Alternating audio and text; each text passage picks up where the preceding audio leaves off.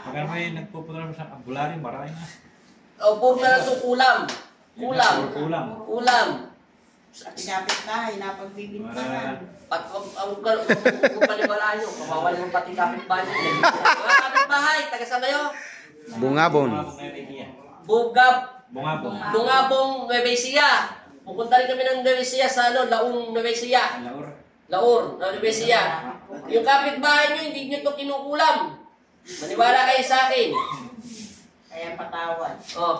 Nang humingi na ng tawad ha. Sinasabi ko na yung totoo. Ano barangay kayo?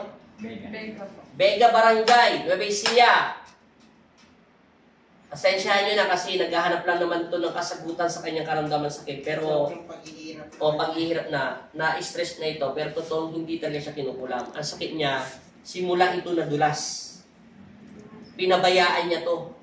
Di ba yung unang nadulas ka, paika-ika ka na maglakad para mabigat? Doon niya nagsimula. Kaso, hindi ko rin alam paano siya nagkaroon ng sakit sa spiritual ng elements. Baka nauna yung elements bago siya nagkaroon ng sakit sa pagkabagsak. Dalaga pa po ako nun. Ganyan yan. Okay, nanay. Tanggap niya. Kailangan natin ito mapandok. Kailangan nito mapantay.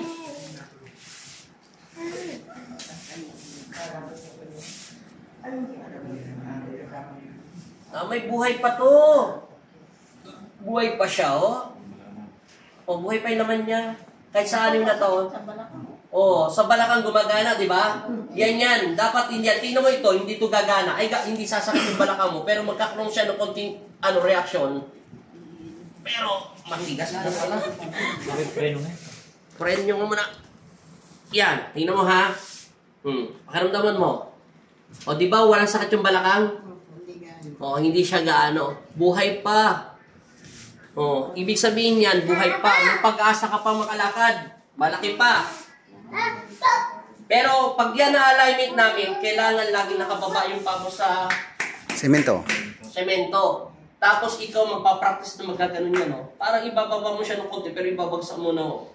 Para yung dugo niya, matagtag na matagtag. Para mabuhay na mabuhay. Hindi ko pa nga po. Hindi pag nakaupo ka lang.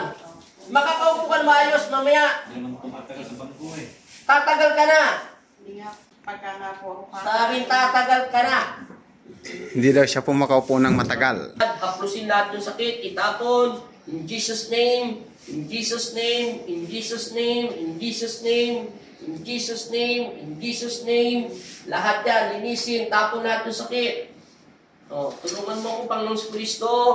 Haplusin mo ako ng iyong mga kamay na gumaling ang aking karamdaman sakit sa pamamagitan ng pagsabit ko sa inyong pangalan. Panginoon, dinggin mo ang aking panalangin. Bigyan niyo po ng karunungan si Apo Andy o si Ander Ortines na makatulong sa aking karamdaman sakit at nahihirapan na po ako sa aking karamdaman sakit at marami na po akong manggagamot na instrumento niyo na nagpagamot na hindi naman po nila matuklasan ang aking karamdaman sakit. Turuan niyo po ang tao na ito manggagamot na magkaroon o kakayahan na matuklasan ang aking karamdaman sakit sa pamamagitan ng panalangin ko sa iyo. At patatagin niyo po ang aking loob. Yun lang, sabi mo kay Kristo, na humiling ka, bahala ka. Parang nagkaroon ng bis. Parang nabuhay yung paa niya. Hinihila niya na po. Nararamdaman mo na yung paa mo, Tino. Ba, nagkaroon ng pakaramdam ng paa niya, Hindi paspas na paspas. Nagkaroon ng pakaramdam mo. Nagbubuhay yung pakaramdam niyo. Patuloy mo lang, te. Tapon ng tapon. Paspas, in Jesus' name. Manalangin. 5 minutes lang yan. Applause.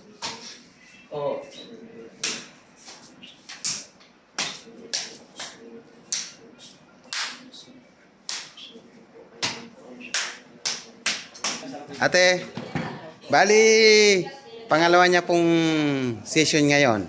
Dati po siya, yung una niyang punta dito ni ate ay naka-stretcher po siya. Ngayon po sa awa po ng Panginoong Jesucristo, ngayon po ay naka-wheelchair na po siya. May follow-up check up pa po siya sa December po. Mga kalagitnaan ng December. December daw po. ate? Pwede po. Ha? Opo. December? Okay. Ano pa po kasi, may nakasabi pa po ba sa inyo? Wala na. Po. Ha? Wala po. Hindi na, wala na po. Wala na po. Malinis na. Malinis na. Pero, kumusta na po yung pagkaramdam niyo po niyan? Hindi po. Maganda po. Ay, thank you Lord. Pagpatuloy lang po yung inyong panalangin kay Papa Jesus, ate. At binigyan niya na po kayo ng kasagutan sa iyong karamdamang sakit. 16 manggagamot, pan-60 siya po. Ay, thank you Lord. Bye-bye po ate. Ingat po kayo pag-uwi.